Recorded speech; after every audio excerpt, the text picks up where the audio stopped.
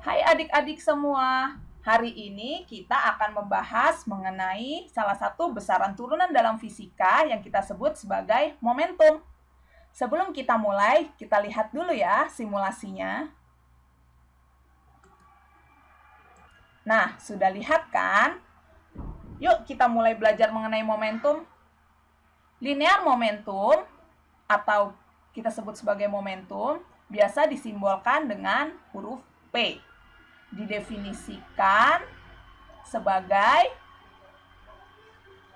perkalian antara massa dengan kecepatan. Karena kecepatan adalah sebuah besaran vektor, maka momentum juga adalah sebuah besaran vektor, yang mana arah dari momentum adalah sama dengan arah kecepatan suatu benda. Dan besar dari momentum adalah massa kali besar dari kecepatan. Satuan SI untuk momentum adalah kilogram meter per second. Berdasarkan persamaan ini, maka jika kita bandingkan antara mobil yang bergerak dengan kecepatan yang tinggi, dia akan memiliki momentum yang lebih besar daripada mobil yang bergerak lebih lambat jika massa keduanya sama. Atau jika sebuah truk yang besar bergerak dengan kecepatan yang sama dengan mobil yang lebih kecil, maka truk yang besar itulah yang akan memiliki momentum yang lebih tinggi. Kemudian, yang penting lagi adalah semakin besar momentum suatu benda, maka akan lebih sulit benda tersebut untuk berhenti. Gaya diperlukan untuk mengubah momentum dari suatu benda. Apakah untuk menaikkan momentum, menurunkan, atau untuk mengubah dari arah momentum. Jika kita berbicara mengenai gaya, maka kita berbicara mengenai hukum Newton.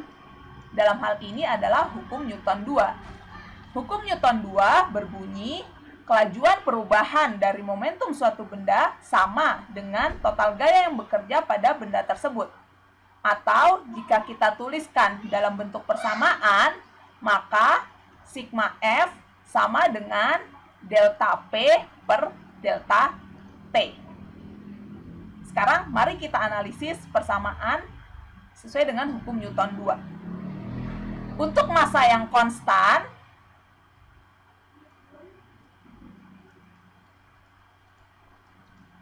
bergerak dengan kecepatan awal V1 dan kecepatan V2 setelah bergerak dengan kurun waktu delta T, maka hukum 2 Newton dapat dituliskan sebagai massa dikali V2 dikurang massa dikali V1 dibagi delta T, atau sama dengan massa dikali V2 dikurang V1 dibagi delta T. V2 kurang V1 atau perubahan kecepatan dibagi perubahan waktu kita kenal sebagai percepatan. Maka hukum 2 Newton, sigma F sama dengan massa dikali percepatan. Ini adalah hukum 2 Newton yang sama-sama kita kenal. Kembali ke gambar berikut. Bayangkan ini adalah dua buah bola biliar, di mana bola biliar A memiliki massa A bergerak dengan kecepatan awal VA, dan bola biliar B bergerak dengan kecepatan awal VB dan memiliki massa MB. Kemudian mereka bertumbukan, dan gambar ketiga ini adalah peristiwa setelah mereka bertumbukan. Pertama-tama kita harus mengasumsikan bahwa tidak ada gaya luar atau total gaya luar yang bekerja pada sistem kedua benda tersebut adalah 0. Walaupun momentum dari tiap-tiap dua benda tersebut berubah sebagai hasil dari tumbukan, namun jumlah total momentum mereka adalah sama sebelum dan sesudah tumbukan. Atau kita bisa tuliskan momentum. Sebelum sama dengan momentum setelah terjadi tumbukan. Jika kita tuliskan dalam persamaan, maka MA VA ditambah MB VB sama dengan MA VA aksen ditambah MB VB aksen. Di sini VA aksen adalah kecepatan benda A setelah terjadi tumbukan dan VB aksen adalah kecepatan benda B setelah terjadi tumbukan. Bisa dilihat di sini bahwa total momentum untuk sistem kedua benda yang bertumbukan tadi adalah tetap atau sama atau konstan. Jadi, selama tidak ada atau selama total gaya luar yang bekerja pada benda tersebut sama dengan 0, maka berlaku hukum konservasi linear momentum.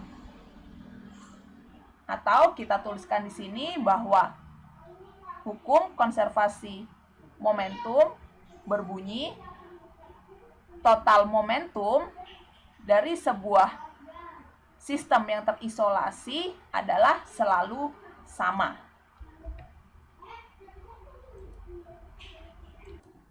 Tumbukan adalah peristiwa yang umum terjadi dalam kehidupan sehari-hari. Misalnya, ketika kalian bermain tenis, atau ketika kalian bermain baseball, atau seperti tadi, ketika kalian bermain biliar, atau bisa juga ketika kalian mengetuk sebuah paku dengan palu. Selama terjadinya tumbukan dari dua buah benda, gaya bekerja pada benda-benda tersebut. Dan gaya bekerja pada benda tersebut akan meningkat secara tinggi untuk waktu yang sangat singkat. Kalau untuk skala makroskopik, maka interval waktunya bisa kita hitung dalam milisecond.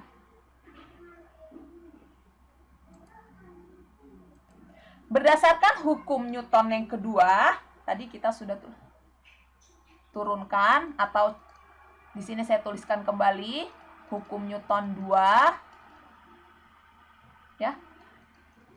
Oke, total gaya yang bekerja pada suatu benda adalah sama dengan perubahan momentum dibagi perubahan waktu. Jika misalkan kita kali kedua sisi dengan delta T atau interval waktu, maka kita dapatkan persamaan F dikali delta T sama dengan delta P.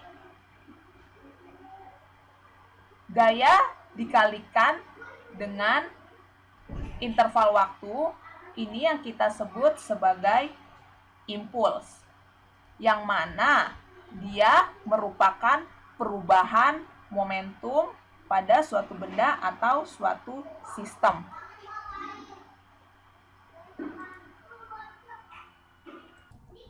Konsep mengenai impuls ini sangat berguna, terutama ketika kita berbicara mengenai gaya yang bekerja pada suatu benda untuk waktu yang sangat singkat. Gaya secara umum belum tentu konsisten dan biasanya adalah fungsi terhadap waktu. Secara grafik, kalau kita gambarkan hubungan gaya dan waktu, maka akan seperti gambar berikut. Tetapi, kita dapat juga membuat aproksimasi mengenai gaya dalam bentuk rata-rata, atau di sini kita gunakan simbol F bar atau F rata-rata. Maka impuls yang tadi kita tuliskan sebagai F dikalikan dengan delta T dapat dicari melalui luas dari daerah yang diarsir biru berikut. Nah, sekarang kita akan berbicara mengenai macam-macam tumbukan pada benda untuk satu dimensi. Oke, bisa lihat di sini gambarnya, kita memiliki benda A dan benda B. Benda A dengan massa A bergerak dengan kecepatan awal VA, dan benda B dengan massa B bergerak dengan kecepatan awal VB. Setelah terjadinya tumbukan, maka benda A bergerak dengan kecepatan VA aksen, dan benda B bergerak dengan kecepatan VB aksen. Berdasarkan hukum konservasi momentum,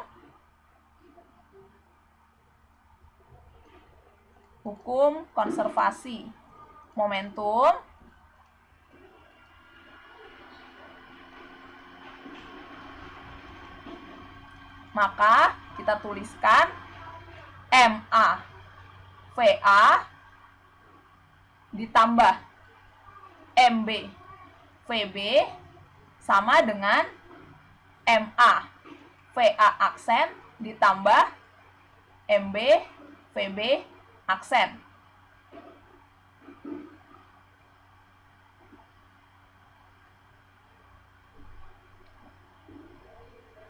Pertama-tama kita akan bahas dulu tumbukan mengenai tumbukan yang kita sebut tumbukan elastik atau tumbukan lenting sempurna. Pada tumbukan lenting sempurna, selain berlaku hukum konservasi momentum, juga berlaku hukum kekekalan energi kinetik. Maka di sini kita tuliskan hukum kekekalan energi kinetik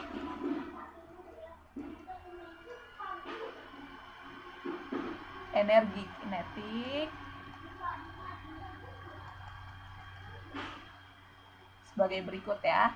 Setengah MA VA kuadrat sama dengan setengah MB VB kuadrat sama dengan setengah MA VA aksen kuadrat ditambah setengah MB VB aksen kuadrat. Untuk hukum kekekalan konservasi momentum, kita bisa tuliskan, atau misalkan ini kita beri nama persamaan 1, dan ini adalah persamaan 2. Untuk persamaan 1, kita tuliskan sebagai MA dikalikan dengan VA minus VA aksen sama dengan MB dikalikan dengan VB aksen dikurang VB. Sedangkan untuk persamaan 2, kita tuliskan MA dikali VA aksen dikurang VA aksen kuadrat sama dengan MB dikali VB aksen kuadrat dikurang VB.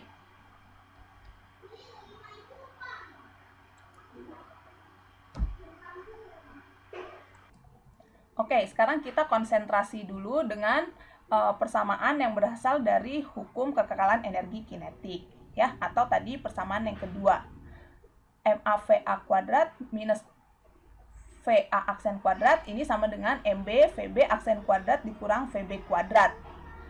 Oke, diingat bahwa VA kuadrat kurang VA aksen kuadrat ini bisa dituliskan sebagai VA tambah VA aksen dikali VA kurang VA aksen. Maka VB aksen kuadrat kurang VB kuadrat bisa dituliskan sebagai VB aksen tambah VB dikali VB aksen dikurang VB. Sekarang kalau kedua sisi kita bagi dengan persamaan yang berasal dari hukum kekalan momentum, yakni MA VA dikurang VA aksen sama dengan MB dikali VB aksen dikurang VB, maka kita akan mendapat persamaan VA ditambah VA aksen sama dengan VB aksen ditambah VB. Atau kalau kita kumpulkan untuk sebelum dan sesudah tumbukan, maka VA dikurang VB sama dengan minus VA aksen dikurang VB aksen. Persamaan terakhir ini adalah persamaan memiliki hasil yang sangat menarik untuk kita. Kenapa?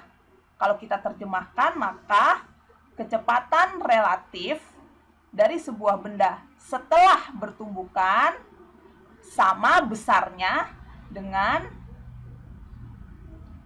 kecepatan relatif dua benda sebelum tumbukan, tapi untuk arah yang berlawanan, tanpa kita melihat massa dari kedua benda tersebut. Selain tumbukan elastik atau tumbukan lenting sempurna, kita mengenal juga yang namanya tumbukan tidak elastik. Atau kita bisa sebut sebagai tumbukan tidak lenting atau tumbukan lenting sebagian.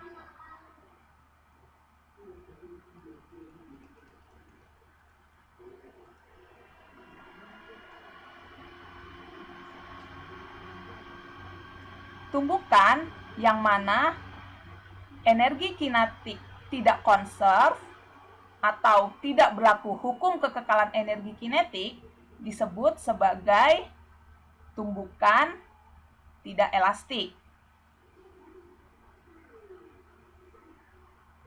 Hal ini disebabkan energi kinetik awal sebagian diubah menjadi bentuk lain dari energi, seperti panas atau energi potensial, sehingga energi kinetik total setelah terjadi tumbukan kurang dari energi kinetik sebelum terjadi tumbukan. Kita tuliskan di sini energi kinetik setelah akan lebih kecil dari energi kinetik sebelum terjadi tumbukan. Jika dua buah benda setelah terjadi tumbukan bergerak bersama-sama, maka tumbukan seperti itu kita sebut sebagai tumbukan tidak elastik sempurna. Contohnya adalah pada gambar berikut ini. Kita lihat ada peluru, dia menabrak sebuah benda yang tergantung, kemudian setelah terjadinya tumbukan, maka peluru bersarang di dalam kotak tersebut dan mereka bergerak bersama-sama. Walaupun hukum kekekalan energi kinetik tidak berlaku pada tumbukan tidak elastis dan tumbukan tidak elastis sempurna, namun hukum kekekalan momentum selalu berlaku pada tumbukan tidak elastik dan tumbukan tidak elastik sempurna. Nah, demikian pembahasan mengenai momentum hari ini. Terima kasih atas perhatiannya.